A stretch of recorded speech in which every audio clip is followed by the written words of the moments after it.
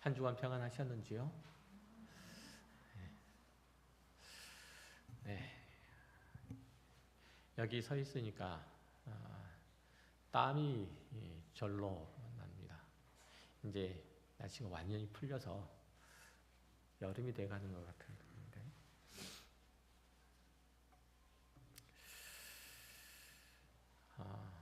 여러모로 이제 시절도 좀 바뀌고 또 사회 분위기도 좀 바뀌고 코로나 상황도 조금 좀 이렇게 나아지고, 그래서 교회가 마음껏 모이고 또 마음껏 예배하고 마음껏 교제하는 그런 때가 속히 왔으면 좋겠습니다. 좀 마스크도 좀 벗고 환한 얼굴도 좀 함께 보고 그런 날이 속히 왔으면 좋겠습니다. 말씀 함께 나누도록 하겠습니다.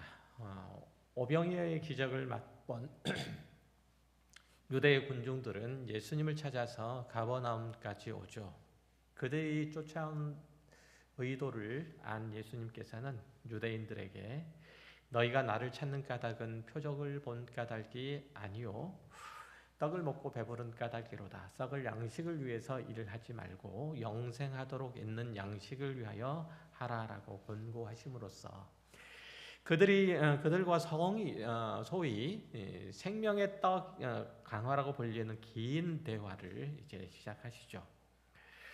그러나 유대인들은 세상에 주는 떡이 아닌 그들에게 영생을 주는 떡에 관해서 가르치시는 주님의 말씀을 도무지 이해할 수가 없습니다.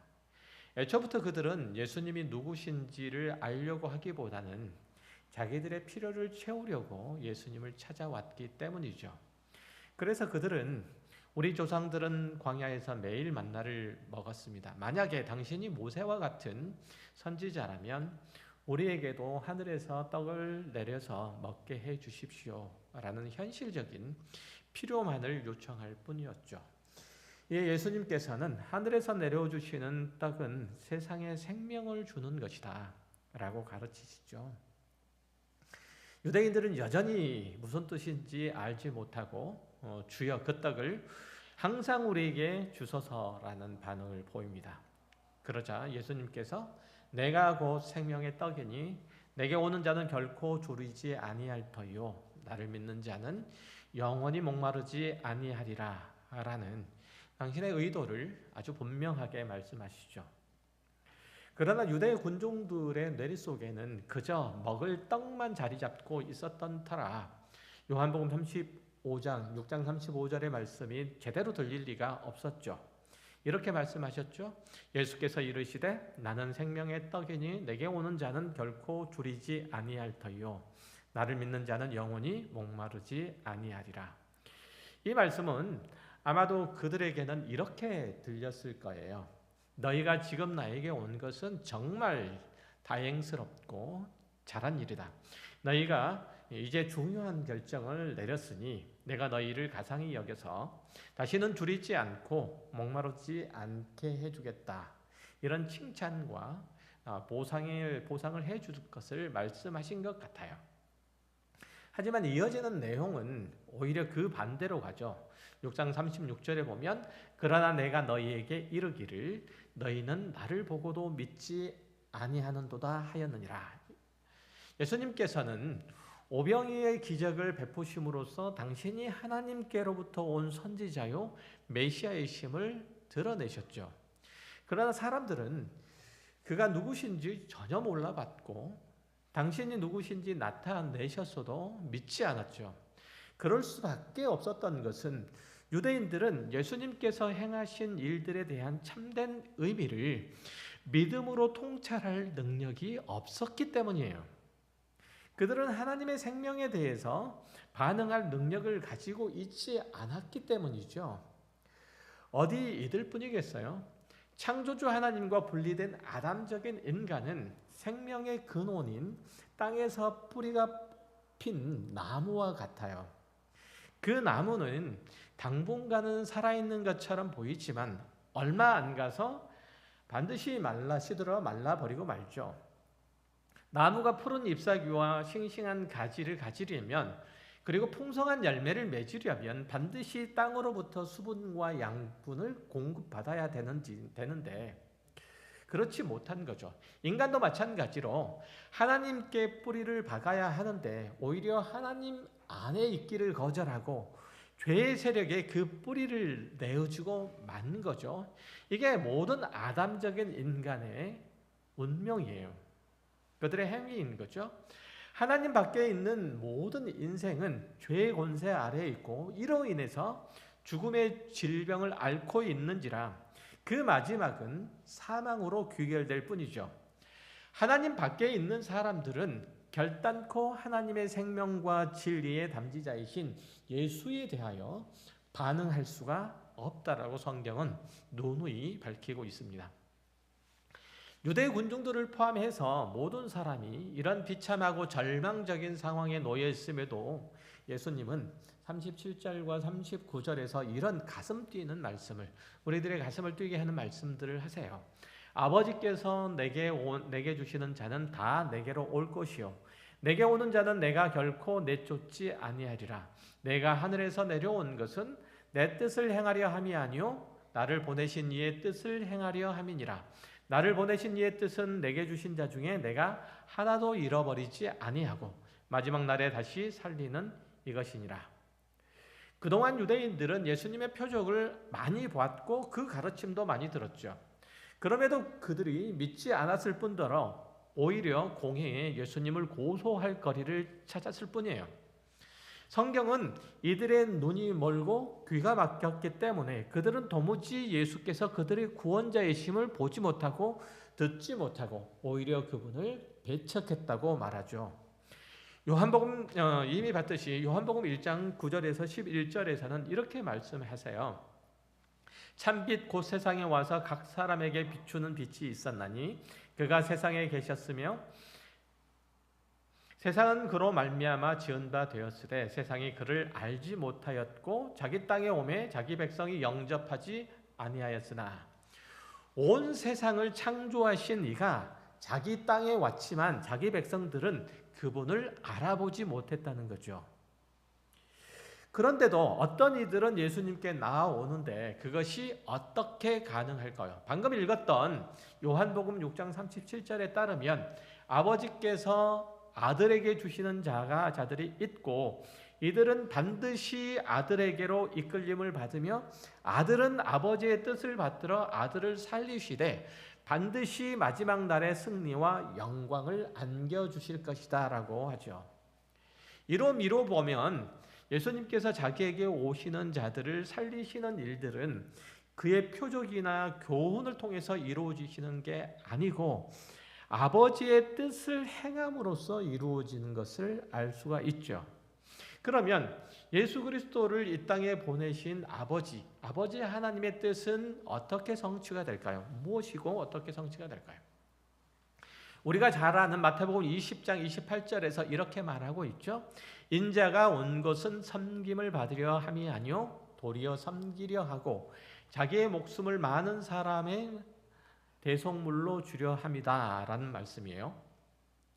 그러니까 인자가 온 것은 당신의 목숨을 많은 사람들을 위한 대속물로 주려고 인자가 오셨고 그것이 아버지께서 그를 예수 그리스도를 이 땅에 보내신 목적이다라고 그렇게 말하고 있는 거죠.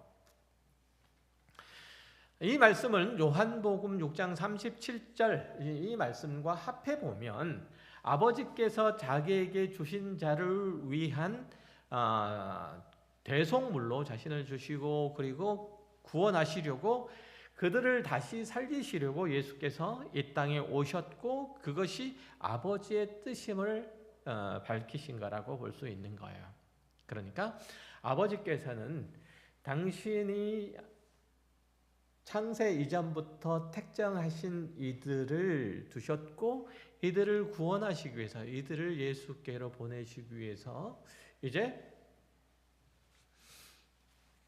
예정하셨고 그들을 이제 구원하시기 위해서 예수 그리스도께서 오셔서 당신의 목숨을 그들의 대속물로 내어주심으로 그 일들을 성취하셨다라고 얘기를 하는 거죠. 그래서 요한복음 6장 44절에서 이렇게 말씀하세요. 나를 보내신 아버지께서 이끌지 아니하시면 아무도 내게로 올 수 없으니 오는 그를 내가 마지막 날에 다시 살리리라 라고 하신 거죠. 여기서도 보면 아버지께서 이 세상에서 이끌어내시는 이들이 있고 그들은 예수께로 와서 그분을 그리스도로 믿는 믿음 안에서 살고 결국은 영생을 얻으며 마지막 날에 다시 살리심을 얻는다라는 거죠. 그러니까 아버지께서 이끄시는 자가 아니라면 그가 예수 그리스도께서 일으키시는 기적을 보고 그 가르치심을 듣고 심지어는 예수님과 함께 생활을 한다고 할지라도 그를 믿지 않는다는 얘기죠. 예수님은 사람들에게 믿음을 요구하러 오신 것이 아니에요. 사람들에게 도덕적인 가르치심을 주시려고 오신 것도 아니에요. 오직 아버지께서 당신에게 주신 자를 살려내시러 오셨습니다. 예수님은 사람들이 당신에게 행하신 기적을 보고 믿음이 생겨서 그 말씀을 듣고 큰 감동을 얻어서 마음을 돌이키라고 오신 것이 아니라는 거예요. 하나님께서 이끄시는 자가 아니라면 그 누구도 예수님께로 올 수 없음을, 예수님께 대한 믿음을 소유하지 못함을 잘 알고 계셨기 때문에 오로지 당신에게 맡기신 일들만 행하실 뿐이었어요. 그 일들을 통해서 아버지께서 당신에게 맡겨주신 그 자들을 구원하시고자 하는 거예요. 그렇게 하심으로써 아버지께서 당신에게 주신 자들을 하나도 잃어버리시지 않으시려고 하신 거예요. 구원의 일들에 있어서 아버지와 아들은 전적으로 하나이신 거예요. 그런 의미에서 아버지의 뜻이 아들을 통해서 이루어지는 거죠. 아버지께서 아들에게 맡겨주신 그들이 아들을 통해서 구원을 얻는 거예요. 아버지께서 믿음의 공동체를 아들에게 주셨고 아들은 그렇게 믿음의 공동체가 당신에게 나오는 자들 다 받으시고 보호하신다는 뜻이에요. 그래서 우리가 예수님께 대한 믿음의 고백을 할 수 있게 된 거예요. 구원은 한 사람이 예수를 선택하느냐 마느냐에 달린 것이 아니에요. 예수를 믿는 믿음을 끝까지 지켜내느냐 마느냐, 그가 지켜내느냐 마느냐에 달린 것도 아니에요. 오히려 그가 예수를 바로 보고 믿을 수 있도록 하나님께서 그 사람 가운데 역사하심에 따른 결과일 뿐이에요. 다시 말하면 하나님께서 여러분들에게 그분의 긍휼하심과 자비하심과 선하신 사랑의 은혜를 부어주심으로, 그 놀라우신 그 생명을 부어주심으로 여러분이 이곳 가운데 올 수 있게 되었다는 뜻이죠. 모든 사람은 날 때부터 진리에 대하여 생명에 대하여 반응할 수 없는 맹인과 같고 죽은 자와 같았다고 성경은 누누이 말하죠. 빛이 그에게 비치나 그는 그 빛을 보지 못하고 그에게 이런저런 자극들이 오나 그에게는 생명이 없으므로 그는 감각하지 못한다는 거예요. 하나님께서 우리의 영혼에 생명의 호흡을 불어넣으시지 않으셨더라면, 우리에게 그리스도를 아는 지식을 주시지 않았더라면 우리는 여전히 죽은 자였을 거라는 얘기예요. 고린도후서 4장 6절은 우리의 구원에 대해서 이렇게 말하죠. 그래서 어두운 데에 빛이라 말씀하셨던 하나님께서 예수 그리스도의 얼굴에 있는 하나님의 영광을 아는 빛을 우리의 마음에 비추셨느니라. 이 말씀의 의미가 뭘까요? 하나님께서 죄와 허물로 죽은 우리를 구원하신 것은 창세기 1장에 빛이 있으라라고 말씀하심으로 그 창조 사역을 시작하신 것과 마찬가지로 새 창조 사역이라는 뜻이에요. 하나님께서 우리를 그분의 자녀로 부르시기 위하여 예수 그리스도에 대한 믿음을 허락하여 주신 것, 그것은 마치 하나님께서 처음 온 우주 만물을 처음 창조하실 때 빛이 있으라라고 하시는 그 말씀, 그 창조 사역과 똑같이 우리를 새롭게 창조하신 것이라 이런 얘기예요. 하나님께서 우리를 그렇게 새롭게 지으셨기 때문에 우리는 예수 그리스도를 알게 됐고 또 아버지를 알게 됐고 그를 영접할 수 있게 되었고 그를 닮아갈 수 있게 된 거예요. 우리 안에 있는 영적인 감각은 하나님의 구원 사역, 즉 새 창조 사역으로 인해서 새롭게 만들어진 거예요.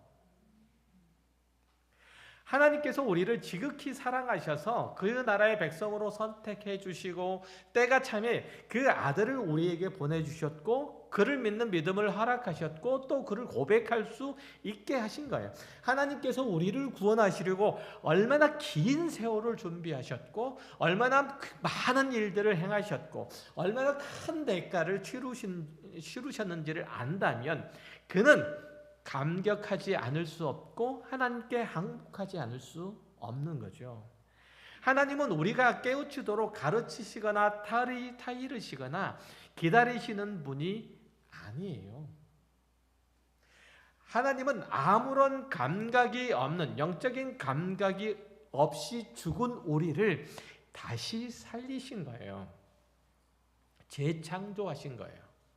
우리의 눈을 뜨게 하셔서 보게 하셨고 우리의 귀를 열어서 듣게 하셨어요. 우리의 전 존재와 인격이 다시 살아나 그리스도를 보고 선택할 수 있도록 하셨죠. 그러니까 우리 안에 하나님의 영광을 아는 빛을 두심으로써 과거의 어두운 가운데 있었을 때와 지금 우리 안에 펼쳐지는 하나님의 영광의 나라가 어떻게 다른지를 보고 알게 하심으로써 진리와 생명을 선택하도록 하셨어요. 그런데 우리는 그 전에 하나님께서 하신 일들에 대한 인식을 하지 못해요. 그저 자기가 예수를 선택한 것으로만 이해하고 있는 거죠.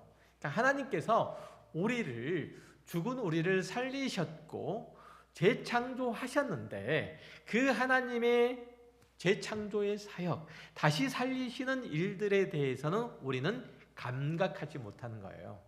마치 죽은 자가 어떻게 살아났는지, 만약에 살아나는 일들이 있었다면 어떻게 살아났는지 살아나는 순간까지는 알 수 없죠. 그것과 마찬가지로 하나님께서 우리를 다시 살리시는 재창조 사역을 하시는 그것은 우리는 알지 못하고 단지 그렇게 다시 살아남으로 예수 그리스도를 보게 되었고 그 영광 가운데 거하게 됐으니까 우리는 예수 그리스도를 선택했다라고 우리가 이해할 뿐이라는 얘기예요.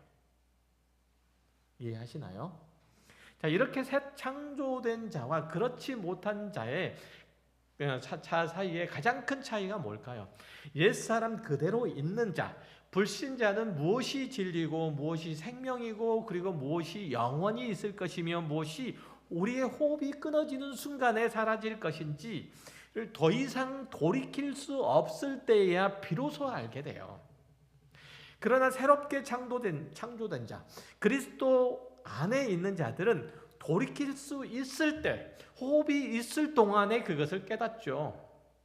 하나님은 그 살아가는 자들이 돌이켜 잘못된 것들을 고치고 새롭게 하시려고 사람들이 볼 수 없는 것, 하나님의 영적인 호흡이 없는 자들은 볼 수 없는 것들을 믿음의 눈으로 볼 수 있게 하셨어요.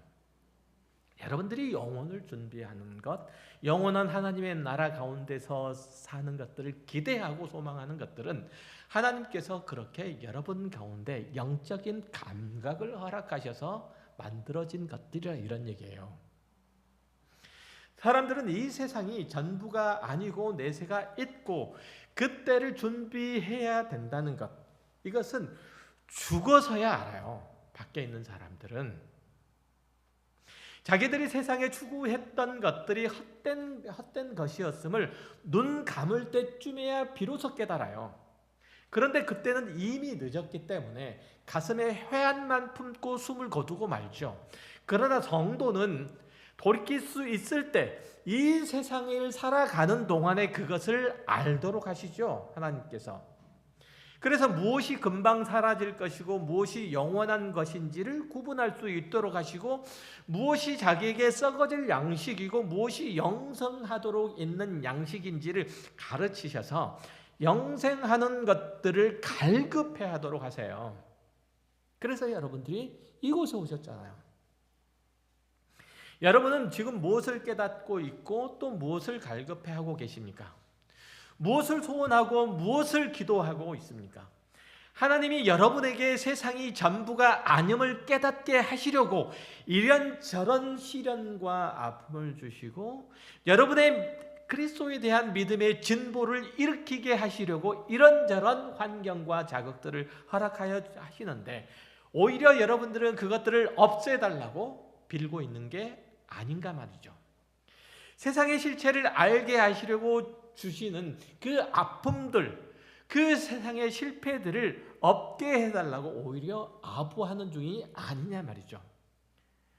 그런 기도는 예수를 믿었으니 확실히 지옥 보내달라고 예수를 믿었으니 이제 확실히 지옥에 보내달라고 때를 쓰는 것과 마찬가지예요. 앞뒤가 맞지 않는다는 얘기예요. 어쩌다 하나님을 만났는데 더 이상 엮이지 않도록 해주십시오라고 하는 것과 똑같은 거예요. 참으로 끔찍한 기도죠. 출애굽한 이스라엘 자손들이 광야 생활을 하게 된 지 달포가 지나자 애굽에서 가져온 식량이 서서히 떨어져 가죠. 여기저기서 하나님께 대한 원망과 모세에 대한 비난의 목소리가 터져 나오기 시작했죠. 이스라엘은 급기야 이렇게 소리 지르며 욕을 해대요. 출애굽기 16장 3절에 보면 이렇게 나와요.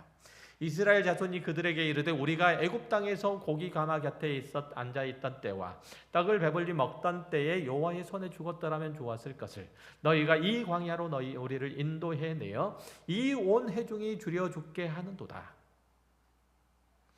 이스라엘에게 광야는 하나님의 백성이 되어가는 성장통을 앓는 곳이에요. 그런 시기예요. 이 시기에는 이스라엘은 이방인을 향한 하나님의 복과 생명의 통로 역할을 할 준비를 해가는 때예요. 무엇보다 먼저 하나님을 신뢰하고 그 말씀에 순종하는 것들을 배워야 하는 거예요. 하루하루 하나님을 바라보고 의지하며 살아가는 습관을 들여야 하는 때예요.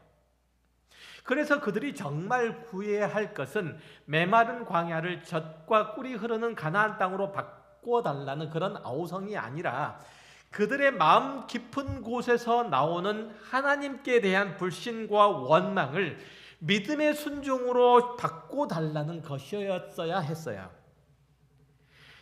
마찬가지로 지금 우리가 겪는 시련과 아픔, 여러 가지 어려움들은 하나님을 더 신뢰하고 순종을 더하도록 하는 도전과 자극으로 그렇게 이해하고 받아들이고 사용을 해야지 당장의 문제만 해결되면 하나님과 서먹서먹해도 괜찮고 자기에게서 자기가 그리스도와 십자가에서 멀어져도 괜찮다, 상관없다고 생각하는 등 이런 상황에 굴복해서는 안 된다는 거예요.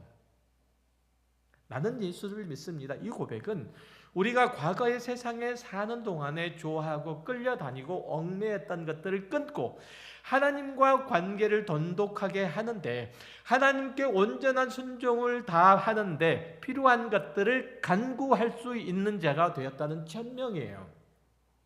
내가 이 세상에 속해 있는 사람들이 구하는 것 이상을 구할 수 있게 되었고 이 세상에 있는 사람들이 소망하는 것들 이상의 것들을 소망할 수 있게 되었고 이 세상에 있는 사람들이 얻은 것들 그리고 기뻐하는 것들보다 이상의 것들을 얻고 기뻐할 수 있는 자가 되었다는 뜻이에요. 이게 예수를 믿는 자예요. 예수께서 이 땅에 사시는 동안에 엎드려 성부 하나님께 기도했던 것들을 똑같이 이어서 바라고 간구하는 자가 되었다는 뜻이에요. 예수 그리스도의 기도가 여러분의 기도가 되었고 예수 그리스도의 소망이 여러분의 소망이 되었고 예수 그리스도의 기쁨이 여러분의 기쁨이 되었고 예수 그리스도의 자랑이 여러분의 자랑이 되었다는 뜻이 이게 예수를 믿는다라는 의미예요. 하나님께서 여러분의 눈을 들어서 예수를 보게 하시고 그를 영접하게 하고 그래서 믿게 하신 다음부터 지금까지 여러분의 소원이, 기도의 제목이 어떻게 변화되었는지를 그래서 확인해 봐야 돼요. 우리는 얼마나 초지일간 눈을 감으면 사라질 것들에 연연했는지, 더 나아가 그것들을 주시고 안 주시고에 따라서 하나님께서 나에게 대해서 관심과 사랑을 가지고 있다, 혹은 그렇지 않다, 그리고 내가 믿음을 하나님께 대하여 바칠 것인지 말 것인지 여부를 판단했는지 보시란 얘기죠. 여러분들이 하나님께 대한 절절한 사랑을 드리지 못하는, 그 헌신을, 그 충성을 바치지 못하는 이유를 가만히 생각을 해보세요. 뭐 때문인지. 하나님은 영원을 창조하신 분으로 우리가 영원한 시절을 위해서 준비해야 할 것들을 하게 하시는 분이세요. 다른 것보다도. 그래서 우리의 눈을 뜨게 하셔서 예수를 믿게 하셨고, 십자가를 바라보게 하셨고, 지금도 여러분의 모든 삶의 형편을 통해서 하나님을 경험토록 하시고 배우도록 하시며, 그래서 당신의 말씀 앞에, 당신의 존재 앞에, 성품 앞에 엎드려 항복하도록 하시는 거예요. 여러분이 지금까지 집착하는 것에서 눈을 떼고 하나님의 나라에서 필요한 것들을 채우고 계시는 거예요. 그 과정에서 생기는 섭섭함이나 아쉬움이나 혹은 염려나 두려움은 조금만 미뤄두시길 바라요. 여러분 중에는 아직도 나는 예수를 믿습니다라는 이 고백을 하는데 머뭇거리는 이가 있을 수도 있어요. 그러나 그 사람도 언제까지는 그 상태에 머물러 있지 않을 거예요. 언젠가는 나는 예수를 믿습니다라는 신앙 고백을 할 수 있게 될 것이고, 그렇게 예수를 믿게 된 게 참 다양한 일들이고 참 감사한 일들이라는 그런 생각을 할 때가 있을 거예요. 그렇게 되도록 하나님께서 끊임없이 말씀하시고 깨닫게 하시고 보여주시고 경험케 하셨음을 나중에는 반드시 알게 되실 거예요. 그 모든 것들이 지금 내가 소망하고 갈급해하고 추구하는 것보다 훨씬 더 값지고 소중했노라고 고백할 때가 곧 올 거예요. 우리가 믿음의 조상이라고 일컬고 부러워하는, 그리고 존경에 마다하지 않는 아브라함은 우리보다 먼저 그 길을 걸었던 인물이에요. 흔히들 아브라함은 처음부터 하나님께 대한 믿음이 깊은 사람이었고, 또 하나님을 경외하고 순종을 바친 인물이라고 생각을 하지만 전혀 그렇지는 않아요. 물론 신약 성경에서 그에 대해서 평가하고 인용한 것들에 따르면은 분명히 오해의 소지가 없는 것은 아니에요. 이를테면 히브리서 11장 8절 이하를 보면 이렇게 나오죠. 믿음으로 아브라함은 부르심을 받았을 때 순종하여 장래의 유업으로 받을 땅에 나아갈새 갈 바를 알지 못하고 나아갔으며, 믿음으로 그가 이방의 땅에 있는 것 같이 약속의 땅에 거류하여 동일한 약속을 유업으로 함께 받은 이삭 및 야곱과 더불어 장막에 거하였으니 이는 그가 하나님이 계획하시고 지으실 터가 있는 성을 바랐습니다. 이 말씀을 읽으면 아브라함이 처음부터 하나님의 부르심을 받을 때부터 그가 하나님의 약속을 믿고 순종한 것으로 이해될 수 있어요. 그는 하나님께서 약속하신 땅에 거침없이 나아갔고 하나님의 기쁨과 만족이 된 것으로 생각될 수도 있죠. 그러나 아브라함이 메소포타미아에 있을 때부터 그의 믿음을 쌓았고 하나님께서 그런 그를 발탁하셔서 후대에 모든 귀감이 될 만한 믿음의 조상으로 삼은 것은 아니에요. 아브라함의 생애를 살펴보면 그는 창세기 11장 말미에 처음 등장을 하죠. 그런데 이 11장 말미에 처음 등장하는데 그거는 본인이 주인공으로 등장하는 것이 아니라 아버지 데라의 아들로서 아버지를 따라서 이제 하란으로 오는 곳으로 시작해요. 그리고 이제 창세기 12장부터 본격적으로 아브라함의 생애들이 묘사가 되고 22장까지 11장에 걸쳐서 기록되어 있는 거죠. 그러나 창세기 12장부터 꼼꼼히 살펴보면 아브라함이 처음부터 하나님께 대한 굳건한 믿음의 순종을 보여준 그런 근거는 찾기가 쉽지가 않아요. 그는 하나님께로부터 약속을 따라서 하란에서 가나안으로 왔지만 그 약속을 지켜내지 못하고 그리고 기근 때문에 여기저기 또 돌아다니다가 급기야는 애굽까지 가죠. 그래서 거기서 험한 꼴을 당하고 가나안으로 돌아와요. 하나님께서 그를 살피지 않으셨더라면 그의 생애는 참으로 비참해졌을 거예요. 그 정도는 충분히 짐작할 수 있는 내용들이 쭉 나타나 있어요. 하나님이 은혜로 가나안 땅으로 돌아온 아브라함은 가나안 땅에 들어왔고, 그게 이제 하나님께 대한 약속, 하나님께서 베풀어 주신 약속, 그리고 그분에 대한 신뢰를 이제 생기기 시작하죠. 그러나 어쨌든 창세기 15장에서 하나님께서 허락하신 모든 일들에 대한 아브라함의 믿음의 내용들, 이런 것들이 등장하는 거죠. 하나님께서 아브라함에 대한 믿음을 처음 이렇게 인정하시는 부분들이 나오는데, 어쨌든 거기에 이르기까지, 그러니까 창세기 14장까지 아브라함은 하나님을 믿는다는 고백도 없고 그가 하나님께 대해서 순종했다는 그런 내용도 없어요. 다만 중요한 고비고비마다 하나님께서 아브라함에게 나타나셔서 그가 갈 길들을 알려주셨고, 아브라함은 그 길들을 따라갔다는 거예요. 그 길을 가는 데 있어서 장애가 되는 것들을 하나님께서 제거하셨고, 그 제거된 길들을 따라서 아브라함은 그 길을 걸어갔을 뿐이란 얘기예요. 그리고 이제 창세기 15장에 가면 아브라함이 하나님을 믿었고, 또 하나님께서 이를 그의 의로 여기셨다는 내용이 나와요. 그동안은 아브라함과 하나님 사이에 무슨 일이 있었는지는 정확하게 알 길은 없어요. 다만 이제 하나님께서 그를 부르시고 경험케 하시고 알게 하셔서 그가 하나님에 대한 믿음의 고백을 가지도록 끊임없이 개입하시고 설득하시고, 마침내 하나님께 대한 믿음의 순종을 할 수 있도록 만들어내시는 과정을 해나가세요. 그러니까 하나님의 말씀을 신뢰할 만하니 귀담아 듣고 거기에 순종할 이유가 있다라는 판단을 아브라함으로부터 만들어내신다 이거예요. 우리의 신앙 인생도 마찬가지죠. 하나님은 우리에게 무조건 믿어라, 일단 따르고 보라, 이렇게 강요하시지 않으세요. 하나님은 우리에게 믿음의 요구를 하시는 것도 이래도 좋고 저래도 괜찮은 일들에 대해서 선택하라고 말씀하시지 않으세요.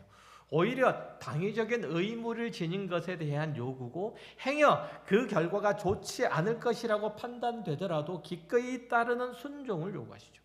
현실적으로 판단하면 반드시 손해가 되겠지만 하나님이 이 일들에 개입을 하시면 그 선하신 뜻대로 행하시니 엎드려 받드는 일인 거예요. 하나님께서는 우리가 그런 믿음의 경지에 이를 때까지 기다리시고 또 살펴주시되, 뒷짐지고 살펴보시는 것이 아니라 적극적으로 관여하시고 설득하신다는 뜻이에요. 긴 시간이 필요하면 긴 시간 동안 일하시고 마침내 당신을 순종하도록 신뢰하도록 이끌어내세요. 빨리 오지 않으면 혼날 줄 알아. 서둘러 하지 않으면 망하게 될 거다. 이렇게 우리를 윽박지르시거나 겁주시는 분이 아니시란 얘기예요. 우리는 나는 예수를 믿습니다. 나는 예수 안에 살기를 기뻐합니다. 나의 자랑과 소망은 이 땅에 있지 않고 영원한 천국에 있습니다. 이런 고백도 하고 이런 믿음의 고백들도 하지만 상당 기간 동안, 오랜 동안은 어쩌면 죽는 그 순간까지 하나님께 대한 진실한 믿음의 순종, 그 고백을 보는데 실패할 수도 있어요. 그럼에도 불구하고 하나님께서는 끝까지 우리를 놓지 않으시고 설득하시고 그리고 납득시키신다고 성경은 말해요. 성경이 기록된 많은 믿음의 선진들이 보여준 그들의 믿음의 행보, 삶의 행보들이 다 그래요. 고린도전서 15장 8절 이하를 볼게요. 맨 나중에 만삭되지 못하여 난 자 같은 내게도 보이셨느니라. 나는 사도 중에 가장 작은 자라. 나는 하나님의 교회를 박해하였으므로 사도라 칭함을 받기를 감당하지 못할 자니라. 그러나 내가 나된 것은 하나님의 은혜로 된 것이니 내게 주신 그의 은혜가 헛되지 아니하여 내가 모든 사도보다 더 많이 수고하였으나 내가 한 것이 아니요 오직 나와 함께 하신 하나님의 은혜로다. 사도 바울이 예수 그리스도의 부활의 복음에 대해서 변론하는 내용이에요. 바울은 원래 유대의 바리새인 출신이고 또 예수를 믿는 자들을 박해하던 사람이었어요. 그날도 유대의 공회로부터 체포영장을 받아서 예수를 믿는 자들을 잡으러 다메섹으로 가는 도중에 부활하신 예수 그리스도를 뵙게 되죠. 바울이 혼비백산에서 땅에 엎드려져 있으니까 예수님께서 그를 일으켜 세우시고 주의 복음을 전하는 사도로 삼으세요. 왜 주님께서 당신을 박해하던 바울을 부르셨을까요? 사도의 직분을 맡기셨을까요? 바울의 표현을 빌리자면 왜 만삭되어 나지 못한 자 같은 이 문열이 같은 이를 부르셔서 이방인의 사도라는 그런 막중한 책임을, 그 사명을 맡기셨냐 이게요. 주변에 사람이 없으셔서 그런 거는 아닐 거예요. 예수를 믿는 자들을 체포하러 다니던 이 사람이 갑자기 어느 날 돌변해서 그 예수를 증언하러 다닌다고 그 주변에서는 굉장히 놀라고 당황해할 거예요. 그 다음에는 바울에 대해서 변절자다 혹은 배신자다라고 지목하겠죠. 그리고 그를 더욱 잡으려고 하겠죠. 그러면 효과적이고 빠르게 주의 복음을 전하는 데 있어서 오히려 방해될 수도 있어요. 그런 인물이 바울인데 주님께서 그 사실을 모르고 그를 사도로 부르셨을까요? 그건 아닐 거예요. 하나님께서 바울과 같은 일을 복음의 증인으로 보내신 것은 그것을 전하는 본인도 그리고 그 복음을 듣는 자들도 자신의 자신됨, 자기의 자기됨이 모두 하나님의 은혜임을 깨닫게 하시기 위함이에요. 바울과 같이 그리스도의 복음에 대하여 적대적인 인물에게 그 복음을 전하게 함으로써 그 복음이 누구를 향한 것이며 누구에게 필요한 것이며 누구에게 적용돼야 하는지를 극명하게 드러내실 수 있기 때문이에요. 바울과 같이 그리스도와 그리고 그의 복음에 대해서 적대적인 자도 하나님의 구원에 참여할 수 있다. 예수 그리스도의 은혜에 죄되지 않을 수 있다라는 그러한 사실을 선포하는 데 있어서 가장 적격인 인물이 바울이기 때문에 그래요. 그러니까 사도 바울이 사도가 된 것은 그가 잘나서가 아니라 오히려 만삭되지 못하여 난 자 같은, 오히려 복음을 방해하는 자였기 때문에 하나님께서 그를 세우셨다는 얘기예요. 여러분이 하나님께로 부름을 받은 것, 예수 그리스도의 제자로서, 예수 그리스도를 믿는 자로서 이 자리에 선 것, 여러분들이 다른 사람보다 더 잘나고 더 똑똑하고 또 진리에 대하여, 생명에 대하여, 혹은 이 세상의 도덕에 대해서 더 날카롭고 더 예리하고 그리고 더 예민하게 받아들이고 그것들을 쌓아 올렸기 때문에 여러분들이 이 자리에 왔나요? 전혀 그렇지 않잖아요. 쉽게 말하면 사도 바울이 하나님께로부터 부름을 받은 것, 예수 그리스도의 사도로 부름을 받은 것은 그 복음을 받은 자들과 똑같이, 아니 그보다 훨씬 더 못한 사람을 보내서 그들에게 복음의 능력과 지혜와 은혜를 설명하고 납득하게 하시기 위해서 사도 바울을 보낸 거예요. 거기에 적격자라고 여겼기 때문이죠. 예수 그리스도께서는 이 일들을 위해서 바울을 비상한 방법으로 부르셨고 사도로 삼으셨고, 또한 그를 통해서 우리 같은 눈에 띄지 않는 아무래도 괜찮다고 생각한 이들에게 보내신 거예요.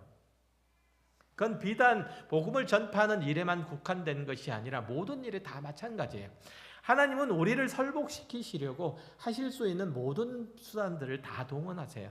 한때는 바울과 같이 그리스도의 복음을 회방하는 자리, 하나님의 존재와 성품을 외면하는 사람으로 살도록 하시고, 그 다음에는 아브라함을 부르듯이 은혜로 그 언약의 백성으로 부르시고 그가 겪었던 믿음의 굴곡들을 우리도 겪게 하심으로써 우리의 연약함과 우리의 어리석음과 죄악됨보다 그 위에 계시는 하나님, 그의 긍휼하심을 더 신뢰하고 따르도록 그렇게 허락하신 거예요. 하나님은 적어도 내가 하는 모든 일들보다 더 크신 분이구나. 하나님은 내가 행했던 모든 미련하고 악한 것들을 품어내실 만큼 하나님은 크신 분이구나. 그의 사랑과 그의 자비와 그의 긍휼이 크신 분이죠. 그런 분임을 알게 하시도록 하는 거죠. 그런 의미에서 볼 때 그리스도인의 인생은 우연이라는 것은 아무것도 없는 거예요. 그 모든 상황과 형편에서 하나님은 우리 안에 역사하시고 우리를 당신의 자녀다운 모습으로 키워가시고 당신께 대한 믿음을 더해 가시죠. 우리의 과거를 살펴보면, 돌이켜보면 하나님께서 우리의 생애를 어떻게 우리 생애 가운데 개입해 하셨는지 충분히 알 수 있죠. 예수님께서 아버지께서 맡기신 이들에게 영생을 주시려고 이 땅에 오셨죠. 그 일들을 십자가에서 이미 완성하셨고 이제 어떤 이들을 그 안으로 부르고 계세요. 과거에도 그러하셨고 지금도 그러하실 거고 주님 오실 때까지 그 일들을 계속하세요. 여러분들이 이 자리에 왔다는 것이 바로 그 부르심에 응답한 것이에요. 그리고 앞으로는 그 부르심의 은혜에 감복하며 그 영광을 찬양하는 자로 살아가게 될 거예요.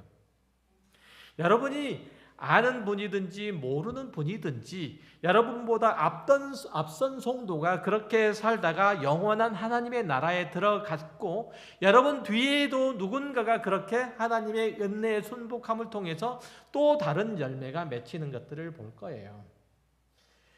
이 일들이 여기저기서 이런저런 곳에서 일어나는 곳이 바로 교회이죠. 광야의 이스라엘은 만나를 먹었어도 다 죽었어요. 여러분의 현실의 삶들을 이어가는 데 있어서 필요한 것들은 어쩌면 여러분들의 영혼에 어떠한 영향도 주지 못해요. 그러나 하늘에서 내려온 산떡이신 예수의 살을 먹는 자, 예수를 먹는 자, 즉 예수 그리스도와 교제하며 그와 삶을 나누는 자의 영혼은 살찔 것이고 목마르지 않을 것이에요. 부디 여러분에게 주어진 모든 삶의 환경들 속에서 그리고 상황과 형편들 속에서 그렇게 살아가 역사하시는 하나님의 선하신 손길들을 보시길 바라요. 하나님께서 여러분들을 통해서 예수 그리스도를 통해서 여러분 안에서 이루신 믿음이 발동되기를 바라요. 그렇게만 된다면 여러분의 인생은 믿는 자나 믿지 않는 자, 그 모든 이웃들에게 하나님의 생명을 그리스도의 복음의 빛을 비추는 그런 복된 생애가 될 것입니다. 이제 사족을 하나 달고 마치도록 하겠습니다. 이사야 49장 6절 이하를 한번 살펴보도록 하겠습니다. 이사야 49장 6절부터 8절 우리 다 같이 함께 읽을까요? 그가 이르시되 내가 나의 종이 되어 야곱의 지파들을 일으키며 이스라엘 중에 보존된 자를 돌아오게 할 것은 매우 쉬운 일이라. 내가 또 너를 이방의 빛으로 삼아 나의 구원을 베풀어서 땅끝까지 이르게 하리라. 이스라엘의 구속자, 이스라엘의 거룩하신 이신 여호와께서 사람에게 멸시를 당하는 자, 백성에게 미움을 받는 자, 관원들에게 종이 된 자에게 이같이 이르시되 왕들이 보고 일어서며 고관들이 경배하리니 이는 이스라엘 거룩하신 이 신실하신 여호와 그가 너를 택하였음이니라. 여호와께서 이같이 이르시되 은혜의 때에 내가 내게 응답하였고 구원의 날에 내가 너를 도왔다. 내가 장차 너를 보호하여 너를 백성의 언약으로 삼으며 나라를 일으켜 그들에게 그 황무하였던 땅을 기업으로 상속하게 하리라. 이스라엘에게 행하신 이 종말론적인 약속, 이것이 부디 여러분들의 약속이 되어서 영원한 천국에 들어가게 되었음을 아시고 기꺼이 그 언약적인 부르심에 응답해서 예수 그리스도와 더불어 하나님과 더불어 그 나라를 살아가는 저와 여러분이 되시기를 주의 이름으로 축원합니다. 기도하겠습니다.